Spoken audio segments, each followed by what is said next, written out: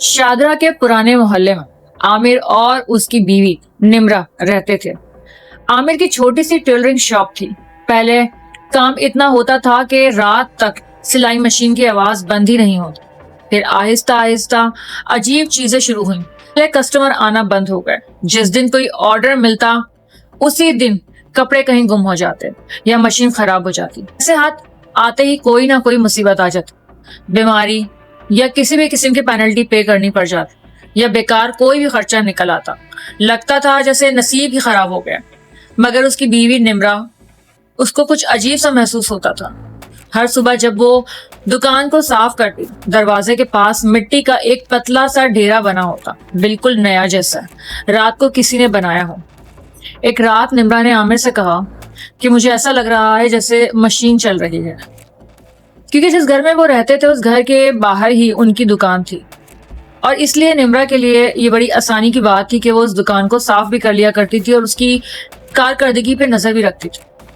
और दुकान में होने वाली हर आवाज घर में सुनाई देती थी। इसलिए निम्रा को अंदर से रात को जो आवाज मशीन की आ रही थी वो काफी क्लियर आ रही थी। निम्रा ने आमिर से कहा कि मुझे क्लियर आवाज आ रही है कि मशीन चल रही है। दोनों चुप होकर सुनने लगे। दुकान बिल्कुल बंद थी और उसमें लाइट भी बंद थी। फिर भी इस तरह आवाज आ रही थी जैसे मशीन बार बार चल रही है। हर 5 मिनट बाद मशीन चलती और बंद हो जाती, जैसे कोई अंधेरे में काम कर रहा हो। सुबह आमिर ने दुकान खोली तो एक अधूरा कुर्ता अंदर पड़ा हुआ था। कपड़ा काफी पुराना था, जैसे सालों पुराना हो। उस पर दाग धब्बे लगे हुए थे और कपड़ा बिल्कुल गला हुआ था। धागों का बेरंग काला और सिलाई की लकीरें भी कुछ सीधी नहीं थी, कुछ टेढ़ी मेढ़ी।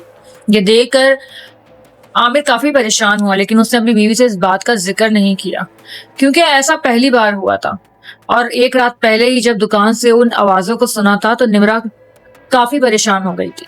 इसलिए आमिर ने सोचा कि अगर मैंने उससे इस बात का जिक्र किया तो वो और ज्यादा परेशान हो जाएगी। अब आमिर ने एक अजीब सी एक्टिविटी फील की। एक बुजुर्ग औरत रोज मगरिब के बाद गली के कोने पर खड़ी नजर आती, सर झुकाकर आमिर की दुकान की तरफ देखती रहती। जब अंधेरा बिल्कुल छा जाता और बिल्कुल रोशनी खत्म हो जाती तो वो खामोशी से वहां से चली जाती। आमिर इस एक्टिविटी को काफी दिन से फील कर रहा था। तो पहले तो उसको लगा कि शायद इस औरत का दिमागी तवाज़ुन खराब है, क्योंकि वो औरत काफी बूढ़ी थी और बिखरे बाल और मैले कपड़ों के साथ वहां खड़ी रहती थी। इसलिए कोई भी आने जाने वाला शख्स यही समझता कि शायद ये औरत पागल है, इसका दिमागी तवाज़ुन खराब है।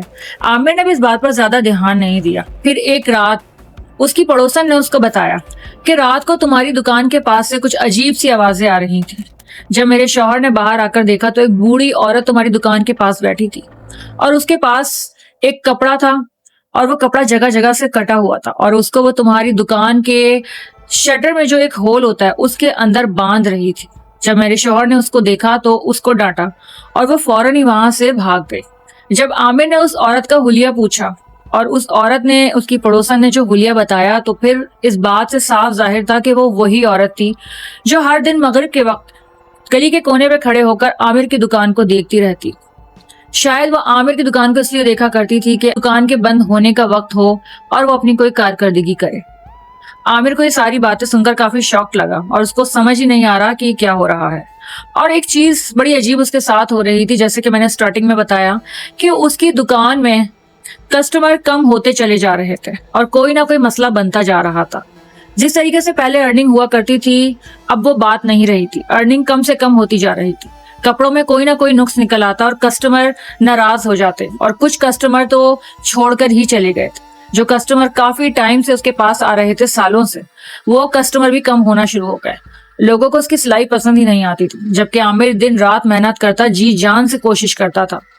हर इंसान अपने रिस्क को बढ़ाने के लिए कोशिश करता है, दिन रात मेहनत करता है और यही मेहनत, यही कोशिश आमिर भी कर रहा था।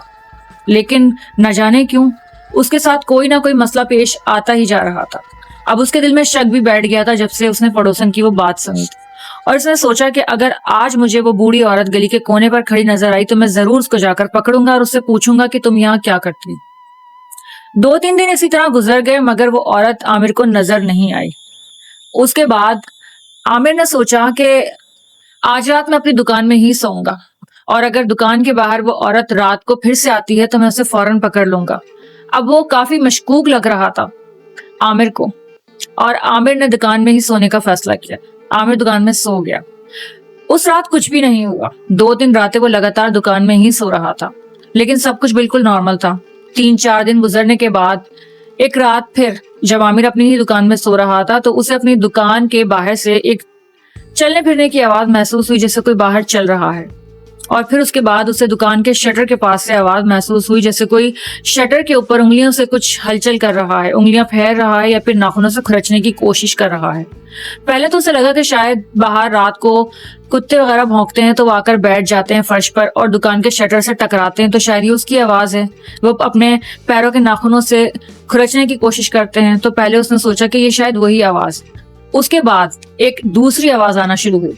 ऐसा लग रहा था कि जैसे उसके दुकान के शटर पर बैठकर कोई खुरच भी रहा है साथ साथ, और कोई औरत की आवाज आई जैसे कुछ पढ़ रही है, भिन भिनाने की, एक अजीब लैंग्वेज में कुछ पढ़ रही है, लेकिन वो क्लियर समझ नहीं आ रहा। जैसे ही आमिर ने दूसरी आवाज सुनी और किसी इंसान की, फौरन ही आमिर ने दूसरे दरवाजे से बाहर जाने की कोशिश की। उसने सोचा अगर मैं डायरेक्ट ही शटर उठाऊंगा तो जो कोई भी है वो भाग जाएगा, इसलिए मैं खामोशी से दूसरे दरवाजे से जाकर इसको पकड़ लेता हूँ, जो भी कोई है। आमिर उस दरवाजे से बाहर निकला और टॉर्च उठाकर अपनी दुकान के शटर की तरफ जाने की कोशिश की।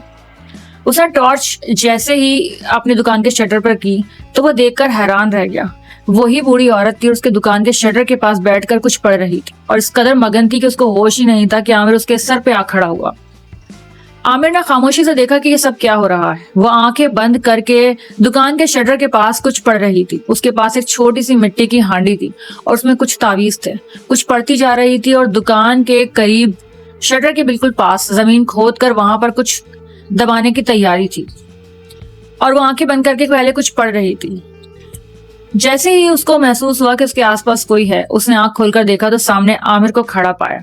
जब उसने आमिर को देखा तो वो थोड़ा घबरा गई और खामोश हो गई और अपना सामान वहीं छोड़कर भागने लगी। तो आमिर ने उसका हाथ पकड़ लिया और कहा कि कौन हो तुम और यहाँ क्या कर रही हो? तो उसने शोर मचा दिया कि ये शख्स मुझे तंग कर रहा है। उसके इस शोर को सुनकर आसपास के लोग आ गए और फिर आमिर ने उन सबको बताया कि मेरी दुकान के पास कोई जादू कर रही है। पिछले दिनों काफी बुरे हालात रहे और कई दिन से मैं इन बुरे हालात को फेस कर रहा हूँ।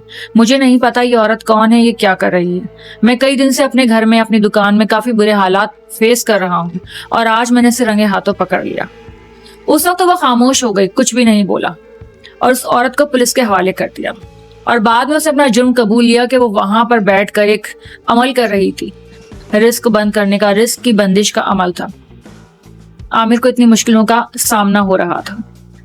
उसके बाद उस औरत को पुलिस ने पकड़ लिया और उस औरत से पूछताछ की तो पता चला कि आमिर का कोई रिश्तेदार था जो कि आमिर के रिस्क पर बंदिश कराने के लिए मुकम्मल अमल कर रहा था और इस अमल के लिए उस औरत को उसने पूरे 2 लाख रुपए दिए थे और ये अमल तकरीबन 40 दिन का था, जिसको वो हर रात खामोशी से आकर करती थी। 12 दिन गुजर चुके थे और अभी कुछ दिन बाकी थे, जिनके बाद आमिर का कारोबार मुकम्मल तौर पर तबाह हो जाना था। लेकिन उससे पहले ही आमिर ने इस औरत को पकड़ लिया और फिर उसके बाद उस औरत ने काफी अपने जुर्म कबूल किए कि वो इससे पहले कई जगह पर इस तरह के गंदे अमलियात कर चुकी है और जिसकी वजह से कई लोगों को बहुत मुश्किलों का सामना भी पेश आया।